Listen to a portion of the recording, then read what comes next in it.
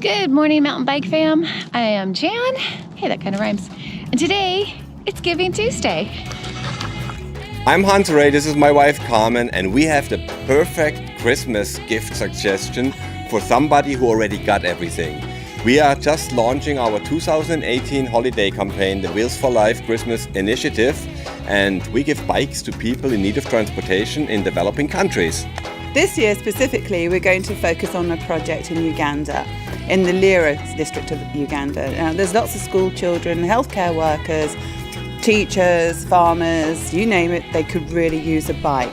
So far this project's received about 1,500 bikes from Wheels for Life, and this year, this holiday season, we'd like to add another 200 bikes approximately to what they already have. So, like Hans has already said, if you don't know what to give somebody for Christmas, holidays, then please go to wheelsforlife.org and buy them a bike.